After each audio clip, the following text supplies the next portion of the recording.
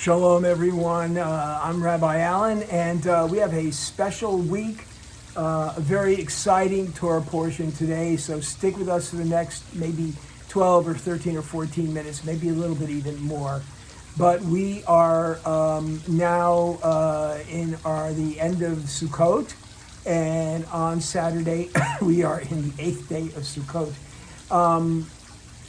However, if we read about Sukkot in the scriptures, it says that Sukkot is 7 days plus one additional day.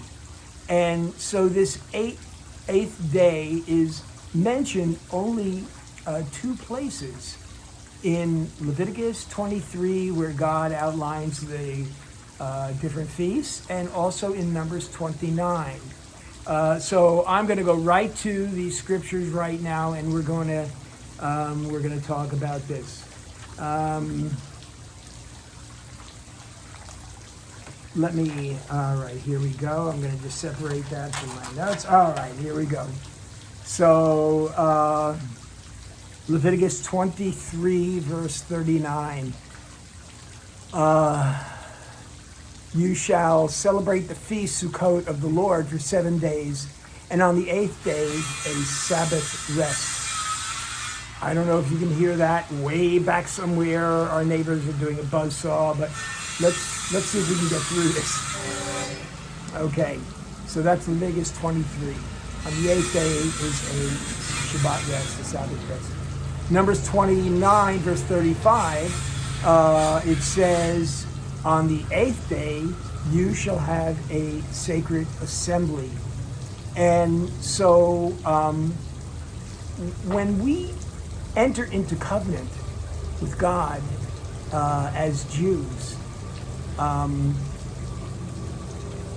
we have to realize that there's something very special that happens. So anyway, Shemini Atzteret is the day, the 8th day. It was named by the rabbis, and it means Shemini, 8th, and Atzeret is actually from the root word atzar, which means to hold back, to keep in, or to be secretive. It's part of Sukkot, but it's separate from Sukkot. So it's a part of the 8 days, but it's a separate on its own. And so it's a little clouded, even by the rabbis today. Why did God add that 8th day onto Sukkot? And so as we have seen actually throughout the entire year of the cycle of the Torah portions, I show you how God has set up the orders of the feasts and even Shabbat, and he reveals Yeshua in all of the feasts. So why did God add an 8th day to Sukkot as Shemini Atzteret? All right, so I'm going to talk about that today. If Sukkot, and here I'm going to bring this up right now, and just bear with me. If Sukkot was in fact the first day of Sukkot was the birth of Messiah Yeshua. And by the way, I'm probably going to do a video on that in December when so much of the world is celebrating that Christmas. And so, but let's just say that Yeshua was born on Sukkot. There are scriptures that point to it. There are reasons that we see why he was born on the first day of Sukkot. And so what I'm going to do is, in December, I promise, I will put a link on the bottom of our video, and I'll give you all the scriptures that show chronologically how Miriam was pregnant with Yeshua at that time of the year, and she had her child, and it was the beginning of Sukkot. So the 8th day after Yeshua's birth in Judaism is very significant. Even today, biblically, Jews they need to come into the covenant of God, and the way they come in is with the Brit Milah. And so that's the bris in Yiddish, bris. It's the Brit Milah. It's the circumcision that Jewish males have done on the 8th day of their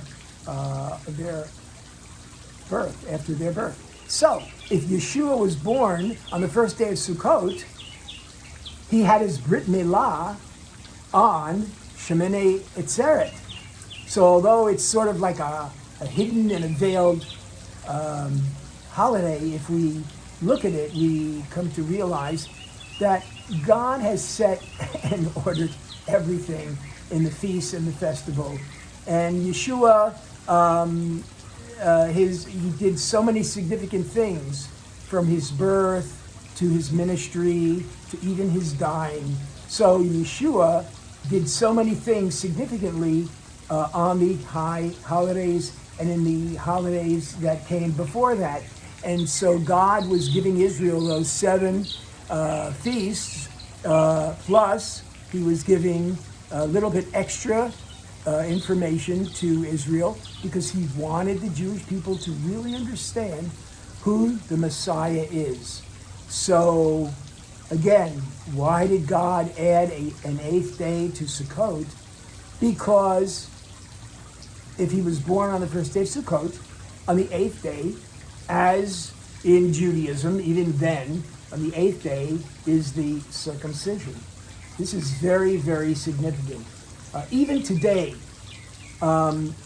biblically, Jews,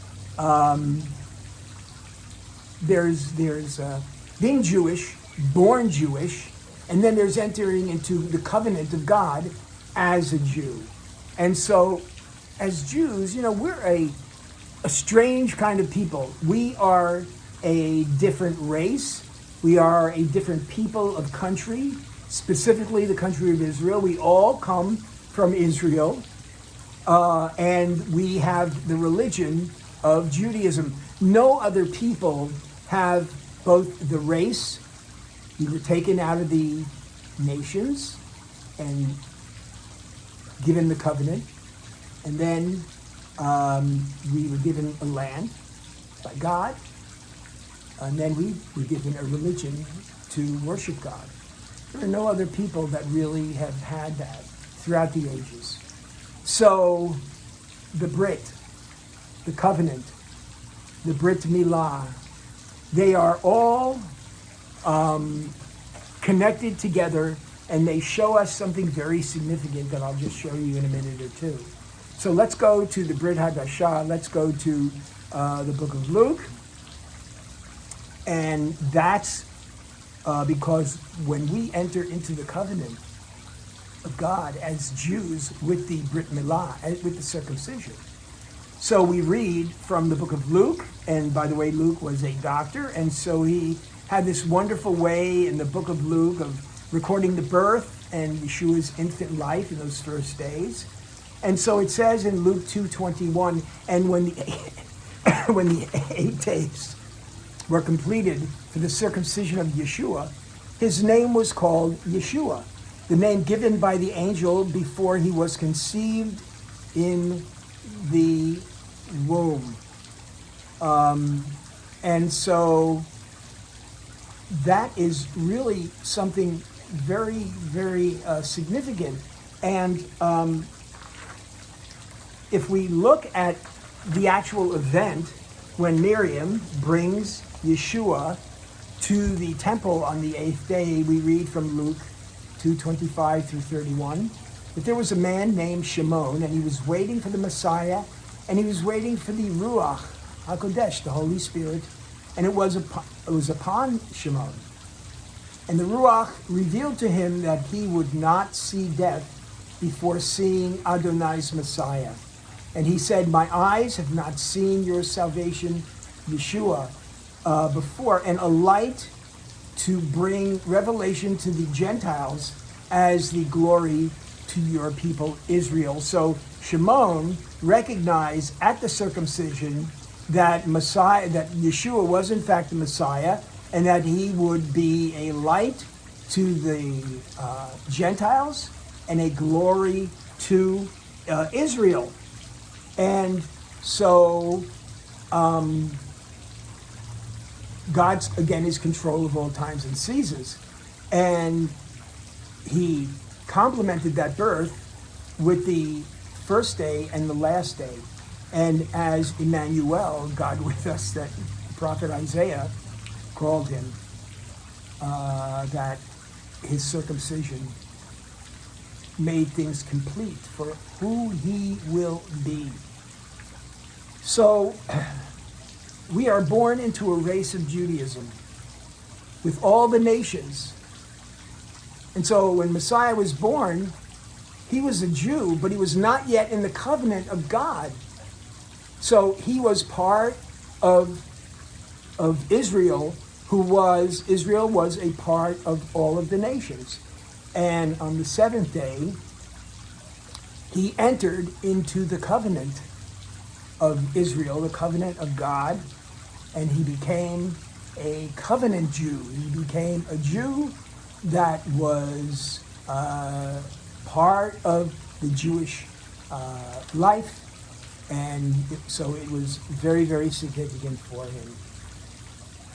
Yeshua was to bring salvation to Jews and to the nations, and we know that. We read about that so much in the Brit Hadashah. And so this is a mystery to share. Even though the rabbis today, they don't really understand, why did God do this thing? Why did he add an eighth day? I'm telling you, it was because God was doing something special in the Messianic world, and he was bringing Yeshua into a special place of covenant before the nations and Israel. So that's really it for this week. And if you like this video, please share it. And you can